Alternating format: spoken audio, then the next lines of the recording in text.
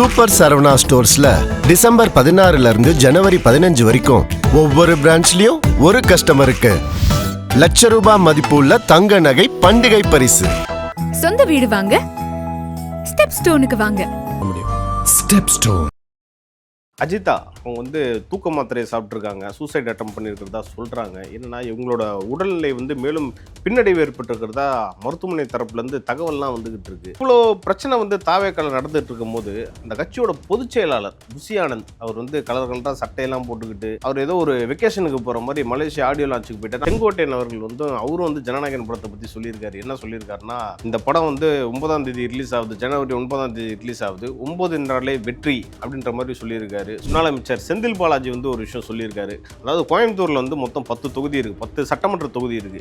இதுல வந்து 7 தொகுதிகளில் வந்து திமுக வெற்றி பெறக்கூடிய வாய்ப்புகள் வந்து அதிகமா இருக்குன்றாரு. 3 தொகுதி மட்டும் கொஞ்சம் இழுபறின்ற மாதிரி இருக்கு.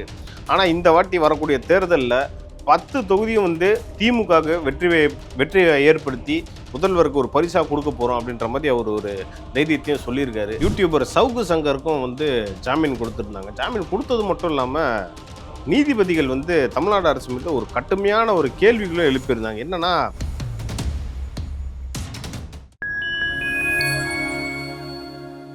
ஃபைன் டைம் நேயர்களுக்கு வணக்கம். ஃபைன் டைம் நிகழ்ச்சி மூலிமா உங்களை சந்திப்பதில் மகிழ்ச்சி. இன்னைக்கு நம்ம எதை பற்றி பார்க்க போறோம்னா, திரு விஜய் அவர்கள் வந்து அவர் நடிச்சுள்ள ஜனநாயகன் படத்தோட ஆடியோ லான்ச்சுக்கு வந்து மலேசியா போயிட்டாரு. ஸோ அங்கே ஆடியோ லான்ச் வந்து இன்னைக்கு ஈவினிங் நடக்க போகுது. ரொம்ப பரபரப்பாக அதை பற்றி தான் இன்னைக்கு ஃபுல்லாக பேசிக்கிட்டு இருக்காங்க. சரி, ஓகே, இது வந்து சினிமா.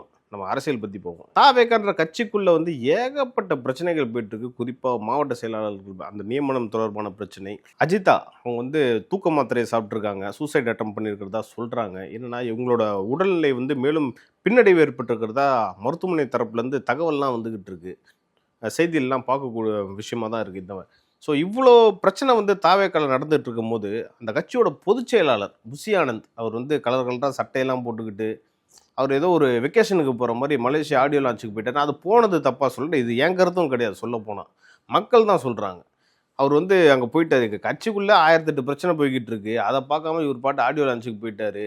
அப்புறம் எப்படி கட்சிக்குள்ளே இருக்கிற பிரச்சனையெல்லாம் வந்து தீர்க்க முடியுன்ற மாதிரி தாவேக்காவினரும் மக்களும் இன்னைக்கு பேசிக்கிட்டு இருக்காங்க. இதெல்லாம் பொருட்படுத்தாமல் இவங்க பாட்டு ஜாலியாக மலேசியாவுக்கு போயிட்டு அங்கே என்ன பண்ண போகிறாங்க, இன்னும் ஒரு 3 மாதத்தில் எலெக்ஷனை வச்சுக்கிட்டு இவ்வளோ நடக்குது, இதெல்லாம் கண்டுக்காமல் இவர் பாட்டு போயிட்டாரு அப்படின்ற மாதிரி ஒரு மனக்குமுறில் வந்து தாவேக்கா தொண்டர்களே வந்து சொல்லிட்டு இருக்கிறத நம்மளால பார்க்க முடியுது. கட்சியில தான் இவ்வளவு பிரச்சனை போயிட்டு இருக்குன்னு பார்த்தா சிபிஐ வந்து சம்மன் வேற கொடுத்துருக்காங்க. இந்த கரூர் கூட்ட நெரிசல் தொடர்பான அந்த வழக்கில் வந்து சம்மன் கொடுத்துருக்காங்க. யாருக்குன்னா புசி ஆனந்த், ஆதவ் அர்ஜுனா, நிர்மல்குமார் இவங்களுக்குலாம் வந்து சம்மன் கொடுத்துருக்காங்க. இவங்க வந்து 29ஆம் தேதி மண்டே வந்து ஆஜராக போகிறாங்க விசாரணைக்கு. ஏற்கனவே ஒரு வாட்டி ஆஜராகி விளக்கம்லாம் கொடுத்துருக்காங்க. இது 2வது வாட்டி சம்மன் கொடுத்துருக்காங்க. ஸோ என்னென்ன நடக்க போகுது, இந்த வழக்கு வந்து ஒரு பக்கம் நடந்துகிட்டு இருக்கு, பிரச்சனை போயிட்டுருக்கு.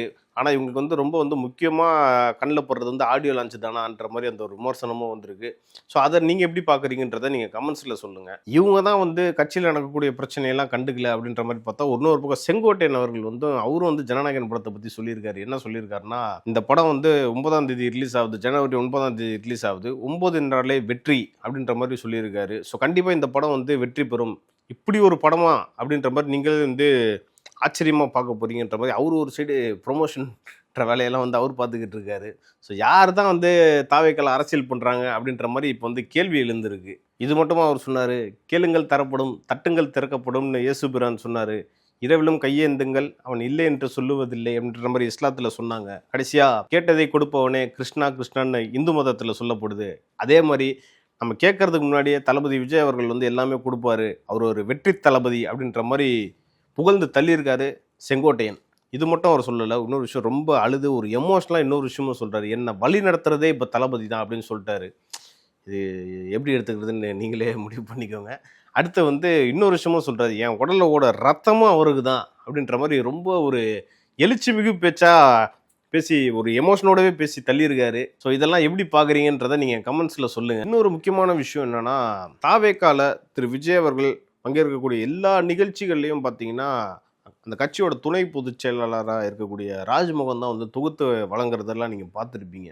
இதில் தான் இப்போ சிக்கலே ஏற்பட்டிருக்கிறதா ஒரு தகவல் வந்திருக்கு. என்னென்னா, பல இளைஞர்கள் வந்து திரு விஜய் அவர்களை சந்திக்கணும், திரு விஜய் அவர்கள் பங்கேற்கக்கூடிய எல்லா நிகழ்ச்சியிலும் வந்து அவங்க தொகுத்து வழங்கணுன்ற மாதிரி ஒரு ஒரு ஆசை இருக்குது, ஒரு ஆர்வம் இருக்குது. ஆனால் அது எல்லாமே அங்கே இளைஞர்களுக்கு வந்து எந்த ஒரு வாய்ப்புமே கொடுக்காம திரு ராஜ்மோகன் அவர்களே வந்து எல்லாமே பண்ணணும், நான் தான் தனக்கு தனிக்காட்டு ராஜான்ற மாதிரி அந்த போக்கில் வந்து செயல்படுறதா ஒரு குற்றச்சாட்டும் வந்திருக்கு.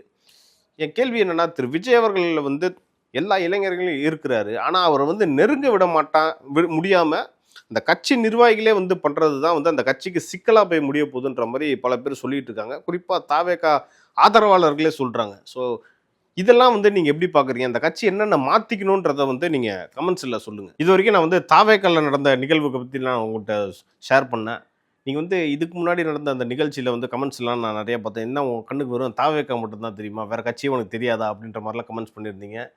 ஓகே, அதை வந்து நான் பார்த்ததுனால இப்போ நான் திமுக அதிமுக நடக்கக்கூடிய நிகழ்வை பற்றி நான் உங்களுக்கு சொல்லலான் இருக்கேன். அடுத்தபடியாக திமுக இங்கே வந்து பார்ப்போம். முன்னாள் அமைச்சர் செந்தில் பாலாஜி வந்து ஒரு விஷயம் சொல்லியிருக்காரு. அதாவது கோயம்புத்தூரில் வந்து மொத்தம் 10 தொகுதி இருக்குது, 10 சட்டமன்ற தொகுதி இருக்குது. இதில் வந்து 7 தொகுதிகளில் வந்து திமுக வெற்றி பெறக்கூடிய வாய்ப்புகள் வந்து அதிகமாக இருக்குன்றாரு. 3 தொகுதி மட்டும் கொஞ்சம் இழுபறின்ற மாதிரி இருக்குது. ஆனால் இந்த வாட்டி வரக்கூடிய தேர்தலில் 10 தொகுதியும் வந்து திமுகவுக்கு வெற்றியை ஏற்படுத்தி முதல்வருக்கு ஒரு பரிசாக கொடுக்க போகிறோம் அப்படின்ற மாதிரி அவர் ஒரு தைரியத்தையும் சொல்லியிருக்காரு. அது வந்து தேர்தலில் பார்ப்போம்.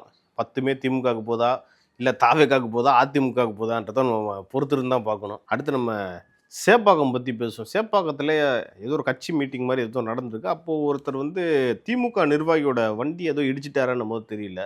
அவர் வந்து ரொம்ப தகாத வார்த்தை, ஆபாச வார்த்தையாக வந்து அந்த தம்பியை வந்து திட்டியிருக்காரு. அதோட காட்சிகள்லாம் வந்து சமூக வலைதளத்தில் வந்து வெளியாகி ரொம்ப வைரல் ஆகிட்டு இருக்கு. அதில் வந்து அவங்க பேசக்கூடிய வார்த்தைகள்லாம் பார்த்தீங்கன்னா, "பொடா டேய் அப்படின்ற மாதிரி ரொம்ப கேவலமாக, அநாகரிகமாக, கீழ்த்தரமான வார்த்தைகளை பயன்படுத்தி ஏன் அப்படி வந்து இவங்களை கொச்சப்படுத்தணும் அப்படின்ற மாதிரி அந்த கேள்வி மக்கள் மத்தியிலே எழுந்திருக்கு. ரொம்ப மக்கள்கிட்டே ஒரு கோபத்தை ஏற்படுத்தியிருக்குன்னே சொல்லலாம். ஸோ என்னடா இவங்க ஆட்சியில் இருக்காங்க, அதனால திமிரில் ஆடுறீங்களா அப்படின்ற மாதிரி மக்கள் வந்து இப்போ விமர்சிக்க ஆரம்பிச்சிட்டாங்க. குறிப்பாகவே திமுக ஆட்சின்னு வந்துட்டாலே ரவுடிசம் அதிகமாக இருக்கும் அப்படின்ற மாதிரி அந்த விமர்சனம் இருக்குது.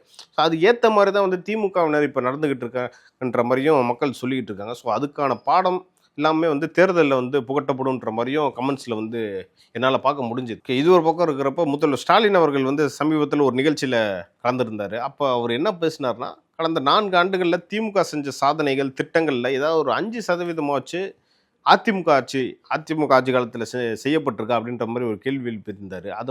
அதை பற்றி ஃபேஸ்புக்கில் ஒருத்தர் வந்து யாருன்னா, ஒரு பேர் அர்ஜுன் தமிழீழவன்றவர் வந்து ஃபேஸ்புக்கில் ஒரு போஸ்ட் போட்டிருந்தார்.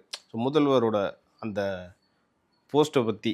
அதில் என்னென்னா, நம்ம தான் ஃபேஸ்புக்கில் வந்து இந்த ரியாக்ஷன்லாம் பண்ணுவாங்கள்ல, ஆஹா, தம்ஸு, கோவம் வர மாதிரி ஹார்டின்லாம் இருக்கும்ல, அதில் வந்து முதல்வரோட பேச்சுக்கு வந்து பார்த்தீங்கன்னா 1400 பேர் வந்து சிரிச்சிருக்காங்க. என்னன்னா, என்ன இவர் பாட்டு இவ்வளோ சீரியஸாக பேசிகிட்டு இருக்காரு, பார்த்தீங்கன்னா 4 பேர் சிரிச்சுக்கிட்டு 1400 பேர் சிரிச்சிருக்காங்களேன்றதை வந்து போஸ்ட்டாக போட்டிருக்காரு. அதோட கேப்ஷன் என்ன போட்டிருக்காருன்னு பார்த்தீங்கன்னா, முதல்வர் சொன்ன அந்த ஓப்பன் சேலஞ்சுக்கு கிடைத்த வெகுமானம் தான் இந்த 1400 பேர் அந்த சிரிப்பு அப்படின்ற மாதிரி ஒரு கமெண்ட்டை போட்டிருக்காரு.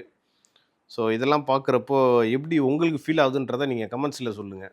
அதே மாதிரி யூடியூபர் சவுகு சங்கருக்கும் வந்து ஜாமீன் கொடுத்துருந்தாங்க. ஜாமீன் கொடுத்தது மட்டும் இல்லாமல் நீதிபதிகள் வந்து தமிழ்நாடு அரசு மீது ஒரு கடுமையான ஒரு கேள்விகளும் எழுப்பியிருந்தாங்க. என்னென்னா, சவுகு சங்கரின் கைது வந்து ஜனநாயகத்தின் குரல் வலையை நெரிக்கும் செயல், அதாவது அப்படின்னு சொல்லியிருக்காங்க. ஏன் ஒருத்தர் வந்து இவ்வளோ டார்ச்சர் பண்ணுறீங்க, அவர் அப்படி என்ன தான் பண்ணுறாரு, அவர் வந்து ஏன் இப்படி கைது செய்யணும்?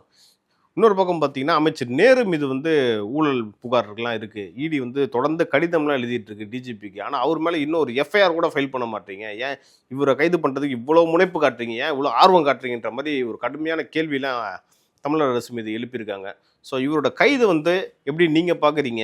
ஏன்னா இவர் வந்து தொடர்ச்சியாக தமிழ்நாடு அரசில் நடக்கக்கூடிய பல்வேறு ஊழல்களை வந்து வெளியிடுறதுனால இவர் வந்து தொடர்ந்து டார்கெட் பண்ணிக்கிட்டே இருக்காங்களா, இவரை கைது பண்ணுறாங்களா, அடுத்து மறுபடியும் இவர் வந்து கைது செய்யப்படுவார்ன்ற மாதிரி சொல்கிறாங்க.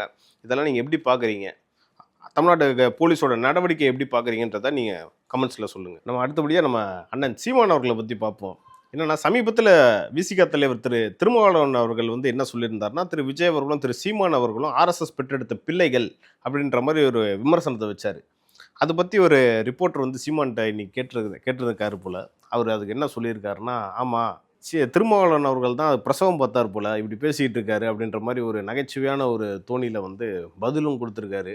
இது நீங்கள் எப்படி பார்க்குறீங்கன்றது சொல்லுங்கள். இங்கே சீமானை பற்றி நம்ம சொல்லிட்டோம். அடுத்து அன்புமணி பற்றி அவர்களை பற்றி நம்ம சொல்லாமல் இருந்தா இப்படி. அன்புமணி அவர்கள் வந்து மதுரை விமான நிலையத்தில் செய்தியாளர்களை சந்திக்கிறாரு. அப்போ வந்து அவர் ஒன்று சொல்கிறாரு, திமுக வந்து சமூக நீதி பேசக்கூடிய அந்த தகுதியை வந்து இழந்துருச்சு, பெரியாரை பற்றி பேசக்கூடிய அந்த தகுதியெல்லாம் இழந்துருச்சு அப்படின்ற மாதிரி ஒரு காட்டமான விமர்சனத்தையும் வச்சுருக்காரு. ஏன்னா தொடர்ந்து வந்து பாமகவினர் வந்து சாதிவாரி கணக்கெடுப்பு நடத்தணும் அப்படின்ற மாதிரி சொல்லிக்கிட்டே இருக்காங்க. அதை பற்றி வந்து திமுகவினர் காதில் வாங்கின மாதிரி தெரியல. ஸோ இதனால் அந்த ஒரு விமர்சனத்தையும் வச்சிருக்காரு. இதனால் கண்டிப்பாக வரக்கூடிய தேர்தலில் வந்து திமுக படுதோல்வி அடையுன்ற மாதிரி ஒரு அழுத்தம் திருத்தமாகவும் சொல்லிட்டு போயிருக்காரு.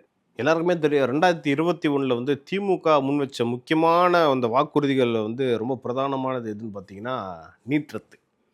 ஸோ நீட் ரத்து, அப்புறம் இந்த எய்ம்ஸு அந்த செங்கலை காட்டிட்டு உதயநிதி காட்டின அந்த பிரச்சாரம்லாம் வந்து பயங்கரமாக மக்கள் மத்தியில் எடுபட்டுச்சு. அதனால் திமுக வந்து 2021 தேர்தலில் ஒரு மாபெரும் வெற்றியை பெற்றுச்சுன்னு சொல்லலாம்.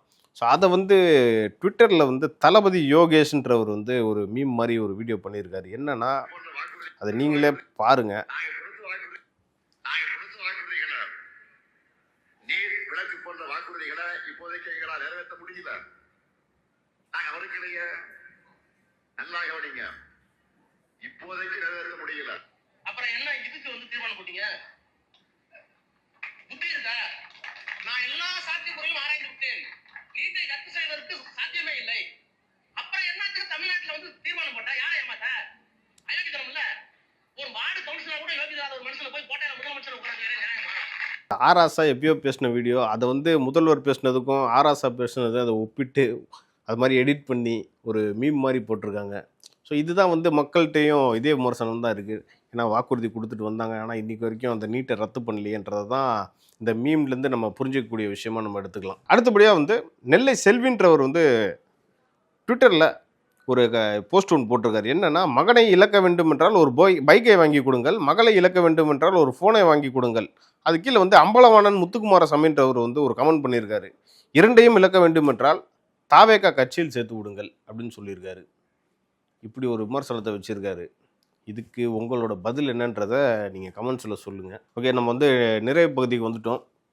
ஓகே, நம்ம இதுக்கு முன்னாடி வந்து பார்த்தீங்கன்னா தாவேகா, திமுக, அப்புறம் பல்வேறு கட்சிகளில் நடக்கக்கூடிய அந்த அரசியல் பிரச்சனைகளை பற்றி நான் உங்களுக்கு எல்லாமே நான் சொல்லியிருந்தேன். அதே மாதிரி அடுத்தடுத்து நிறையா என்னென்ன பிரச்சனைகள் வருது, அரசியல் சார்ந்த நிகழ்வு பற்றியும் சமூக நிகழ்வு பற்றியும் ஃபைன் டைம் ஹெட்லைன்ஸ் நிகழ்ச்சி மூலிமா அடுத்த உங்களை சந்திக்கிறேன். அதுவரை நன்றி, வணக்கம்.